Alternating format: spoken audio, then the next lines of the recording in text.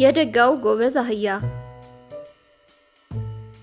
በአንድ ፀሐይ የተላበሰው የኢትዮጵያ ደጋማ ቦታ ላይ ፊያ የምትባል ትንሽ አህያ ትኖር ነበር።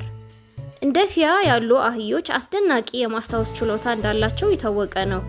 ቦታዎችና ጓደኞቻቸው ለዓመታት ያላዩትን እንኳን ማስታወስ ይችላሉ። አንድ ማለዳ ፊያ በትላልቅ ድንጋዮች መሃል ባለው የሳር ሜዳ እየተራመደች እያለ የሆነ እንግዳ ነገር ሰማች። ለስላሳና አሳዛኝ ድምጽ። ሜ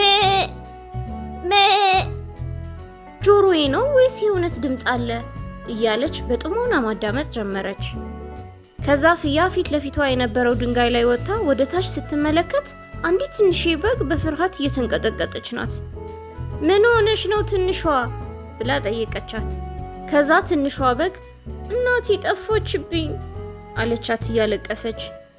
በቃ አታልቅሺ እኔ ረዳሻለሁ ብላ እንድትከተላት ነገረቻት።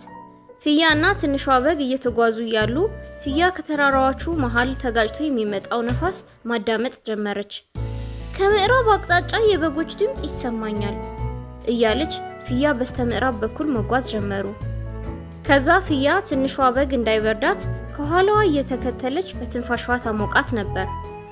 አየሽ ትንሿ፣ ይህ ሳር የፍቅር ሳር እየተባለ ይጠራል። ብዙ እንስሶች ይበሉታል።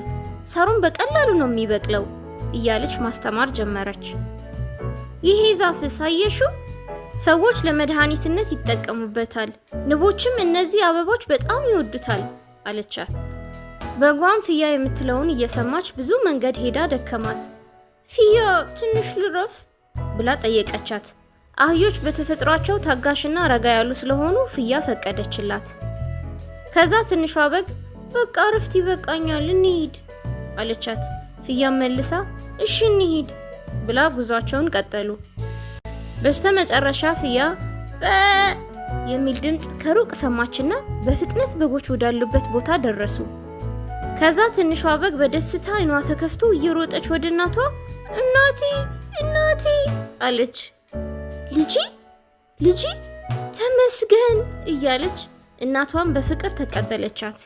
ከዛ ፊያ በጓን ከእናቷ ጋር መገናኘት እየተመለከተች በጣም ደስ አላት። ልጄን ይዘሽ ስለመጣሽ በጣም ነው የማመሰግነው አለቻት። ችግር የለውም አለች ፊያ መልሳ።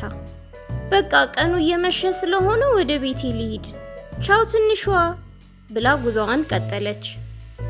ከዛ ፊያ ብልህ መሆን ነገሮችን ማወቅ ብቻ ሳይሆን በማስተዋልና በመተሳሰብ እና ሌሎችንም በመርዳት እንደሆነ ተረዳች።